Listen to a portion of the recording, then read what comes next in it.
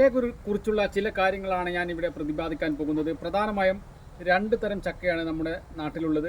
ഒന്ന് വരിക്കച്ചക്കയും ഒന്ന് നമ്മുടെ പഴഞ്ചക്കയും.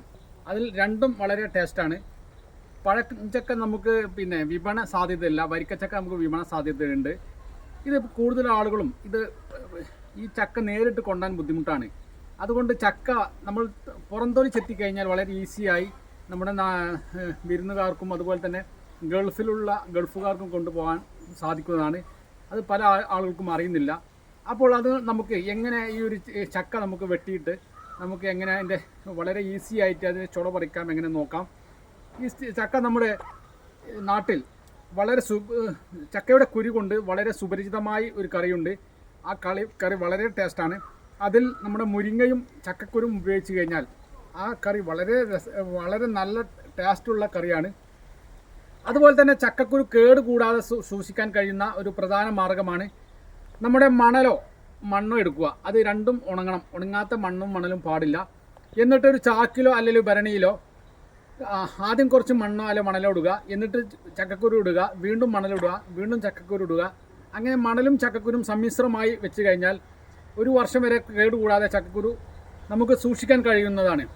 നമ്മുടെ കേരളം വിട്ട് മറ്റുള്ള സംസ്ഥാനങ്ങളിലൊക്കെ ചക്കക്കുരുവിന് വളരെയധികം വിലയാണ്, നല്ല ഡിമാൻഡാണ്. നമ്മുടെ ആമസോൺ, ഫ്ലിപ്കാർട്ട് പോലുള്ള വലിയ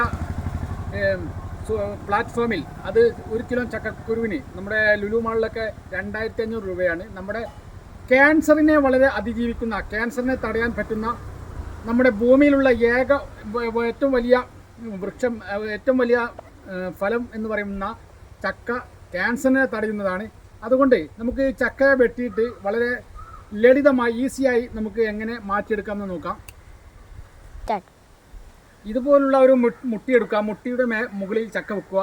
ഒരിക്കലും ചക്ക നിലത്ത് വെക്കരുത്, നിലത്ത് വെച്ചാൽ മണ്ണാവുന്നതാണ്. എന്നിട്ട് മൂർച്ചയുള്ള കത്തി എടുക്കുക. എന്നിട്ട് എല്ലാ സൈഡും വളരെ ചെത്തി ഒതുക്കുക.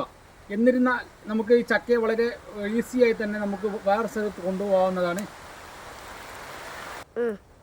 ചക്ക ഇതുപോലെ വെട്ടുക.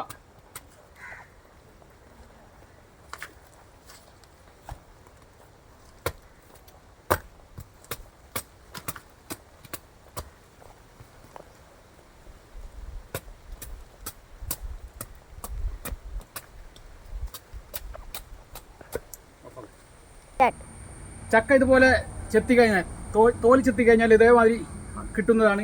അതുകൊണ്ട് നിങ്ങൾക്ക് എത്ര വലിയ ചക്കയാണെങ്കിലും ഇതുപോലെ തോല് ചെത്തിക്കഴിഞ്ഞാൽ വളരെ ഈസിയായി നിങ്ങൾക്ക് പല സ്ഥലത്തും ട്രാൻസ്ഫർ ചെയ്യാവുന്നതാണ്. ഇതിൻ്റെ പ്രത്യേകത ഇതിന് വളരെ ഈസി ആയിട്ട് ചുള നമുക്ക് എടുക്കാവുന്നതാണ്. ഇത് കഷ്ണം വെട്ടിയിട്ട് വളരെ ഈസി ആയിട്ട് ചുള എടുക്കാവുന്നതാണ്. അതുകൊണ്ട് ഇത് നിങ്ങൾ അനുകരിക്കുകയാണെങ്കിൽ നിങ്ങൾക്ക് ഈ വിളഞ്ഞ് നമ്മുടെ കയ്യിലും ആവാതെ വളരെയധികം കൈകാര്യം ചെയ്യാവുന്നതാണ്. Okay, thank you.